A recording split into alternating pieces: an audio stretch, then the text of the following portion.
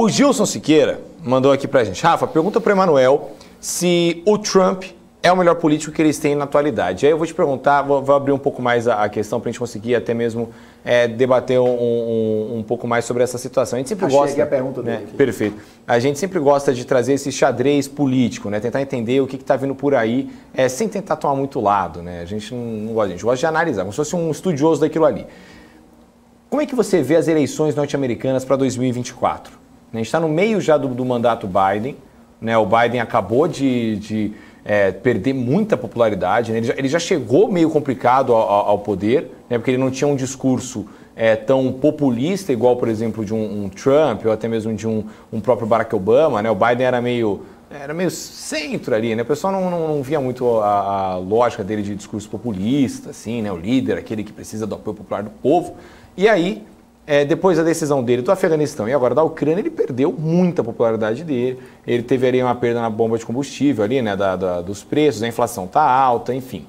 Como é que você vê a eleição norte-americana para 2024? Né? Quem você acha que deve aparecer aí? Você acha que o Biden deve tentar a reeleição? Você acha que a Michelle Obama, que foi, por exemplo, foi tida muito como rumor, pode aparecer? Você acha que o Trump tenta voltar para o poder? Né? Você acha que vai vir algum outsider ali nesse sentido?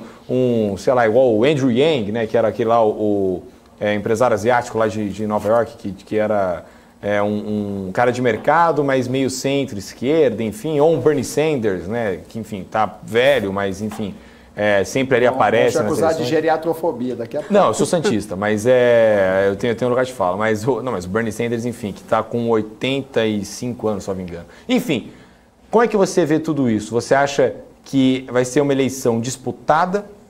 Ou você acha que o lado republicano, pensando naquela lógica de segurança e liberdade do Bauman, né, que você que adora a filosofia, que eu sei que você deve conhecer, você acha que agora o pessoal vai pender mais para a lógica de segurança, ou seja, a lógica do conservadorismo, a lógica mais dos republicanos? Tá, vamos lá. Em primeiro lugar, o eleitorado americano ele tem um negócio que a gente chama de clivagem.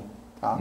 Então, metade do eleitorado americano se identifica claramente com partidos políticos. E dessa metade é um pouquinho mais, tipo 25, qualquer coisa por cento, se identificam como democratas e 24, tanto se identificam como republicanos. Então, essa parte do eleitorado normalmente vota muito cristalizado. Normalmente eles votam de 90% a 97% de fidelidade com a sua identificação partidária. Ponto.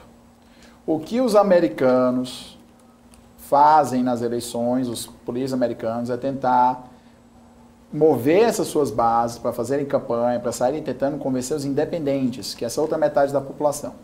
Lembrando que nos Estados Unidos o voto não é obrigatório.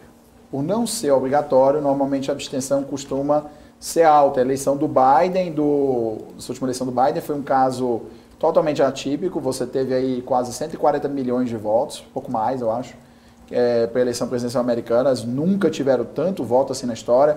O Biden foi o presidente americano que mais recebeu voto na história e o Trump foi o segundo que mais recebeu nessa própria eleição. Ou seja, o Trump teve, perdendo para o Biden, mais votos que ele teve quando ele ganhou da Hillary, teve mais votos que a Hillary teve. Tá? Então, rigorosamente, o sistema americano ele é diferente, às vezes é uma dificuldade para as pessoas que assistem a gente entender. O que eu acho que vai acontecer? Porque se eu soubesse, eu já estava aí dando parecer, consultoria, estava ultramilionário. O que eu acho que vai acontecer claramente? O Biden, ele está completamente desgastado. É muito provável que os republicanos assumam o comando do Senado, né, e da Câmara dos Deputados nas eleições que vão ter esse ano. Nos Estados Unidos você tem eleições legislativas federais a cada 2 anos. Tá? E em função disso, o que eu acredito os republicanos vão tornar muito difícil para o Biden passar a agenda dele.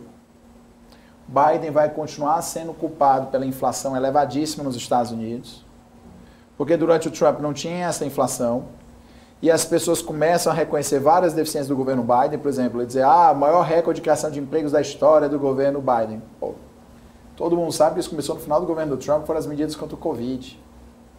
Então, assim, ele está tentando tomar crédito por uma coisa que não é dele. O americano, ele olha mais isso. Então, o Biden está desgastado pelas mentiras. Agora, o jornal lá, o New York Times, finalmente disse que aquela história de um laptop que o filho do Biden tinha, que envolvia umas transações meio nebulosas numa companhia de energia da Ucrânia, é verdadeiro o laptop. Ainda não confirmaram o conteúdo, mas que o laptop existe, que o laptop não era um boato russo. Do Hunter? O filho dele chama Hunter. Então, isso vai gerar ainda repercussões. E para piorar, o americano independente ele não vai perdoar o fato de que o Biden saiu do Afeganistão, como se ele estivesse fugindo. Né? Deixou para lá 84 bilhões de dólares em arma para um bando de morta-fome montando uns cavalos pangarés, né, desnutridos. Então, é óbvio que isso pega muito mal para o Biden. Então, a chance dele se reeleger é baixa. Contudo, a questão é que o Trump deve conseguir a nomeação do Partido Republicano, mas ele tem uma rejeição muito alta entre os independentes. E isso é que vai ajudar a possibilidade do Joe Biden na reeleição. Só que o Joe Biden ele já tem, assim... Ele comete umas gafes, umas escorregadas que fazem a Dilma parecer um gênio. Tá? E lá nos Estados Unidos o pessoal é diferente, porque a Dilma era jovem, então às vezes aquilo ali dela era pensamento distante, às vezes o pensamento rápido, ou qualquer outro problema, não interessa. No caso do Biden, como ele é o presidente americano mais velho da história, as pessoas falam de senilidade. Então o boato que corre a boca miúda entre os americanos é que o Biden já está gagá. Tá? E isso vai piorando cada vez mais a percepção dele com o público, porque cada vez mais ele comete essas gafes. Por exemplo, no discurso da União, ele chamou os ucranianos de iranianos. Isso pega mal pra caramba. Né? Você vai imaginar que o cara, numa situação como essa, num momento grave como esse, vai cometer um equívoco dessa natureza? Por favor. Né? Não funciona. Então, rigorosamente aí, o que é interessante, o que é importante, o que a gente tem que notar, é que sim, o Trump tem grandes probabilidades de voltar. Não acho que ele seja o melhor nem o pior político americano da atualidade, mas o fato é que ele é reconhecido e muito amado pelos americanos porque ele é um dos raros que tem o papo reto. Ele fala direto para o povo e ele fala o que ele pensa. E ele realmente executa as coisas que ele pensa e fala. Então você pode dizer qualquer coisa, menos que ele não segue o que ele diz que vai fazer. E isso para o cidadão médio é como você dizer o seguinte: nossa, achamos um político honesto.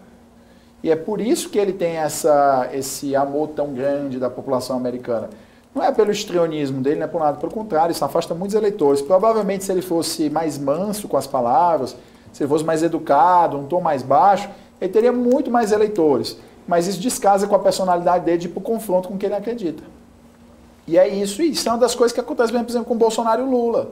Tanto o Bolsonaro e o Lula são papo reto, certo? Cada um pelo seu estilo, mas os dois são papo reto.